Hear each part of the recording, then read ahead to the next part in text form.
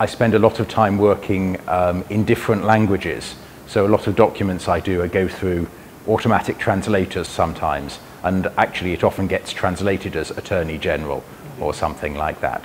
So you might say I'm the equivalent of an Attorney General in civil terms. That's my role for the order.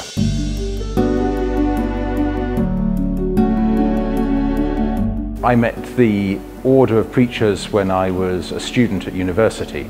It took me a little while to actually cross the threshold of the priory, but once I met the friars, saw the work they were doing, and I suppose had an opportunity to reflect prayerfully on my own life and where the Lord might be calling me and how he might be asking me to use the gifts he's given me.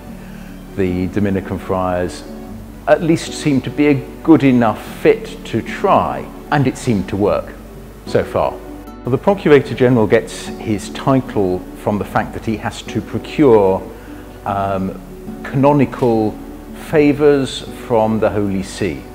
So when the order or any of the brothers in the order or the provinces have to ask for a permission or a dispensation or an approval from the Holy See, that is from the Pope, or more usually from one of the dicasteries, the departments of the Roman Curia, that passes through my office. There's something which is historically more of a secondary role in that, because a lot of that business involves canon law, the Procurator-General has come to be seen as the canonist, the canon lawyer of the General Curia of the Order. And also because the Procurator-General is a member of the General Council of the Order, I tend to be the person who gets asked a canonical opinion about various questions that come into Santa Sabina, that's where the General Curia is in Rome. Even if it doesn't involve the Holy See, I provide that canonical opinion. I think one of the things that any lawyer, but certainly a canon lawyer, needs to be very clear about at all times is what the purpose of the law is: to serve the common good, to bring about justice.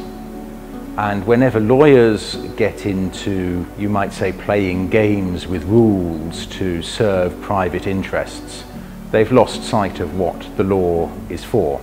The law is there to serve our community, to serve our society. The law is there to serve justice. I think Pope Francis is, among other things, famous for having a certain healthy suspicion of lawyers, whom he occasionally refers to as being rigid. A canon lawyer, any lawyer, shouldn't be rigid, but should have a sense of compassion for those he or she is serving and for whom he's trying to bring about justice. Dominican friar of my province, Herbert McCabe, once asked me, he said, don't you believe in God's mercy? And I said, well, I do, but I very much believe in God's justice as well. St. Thomas Aquinas, Dominicans often talk about St. Thomas Aquinas, interestingly puts penitence as a species of justice. That in penitence in a certain sense, we judge ourselves and we impose a penalty on ourselves. It's sort of a self-judgment. That leads us towards mercy. It leads us towards God's mercy. So I think in justice there does have to be a certain honesty with ourselves and also with others, but for the common good of our society, and that will mean that sinners receive mercy.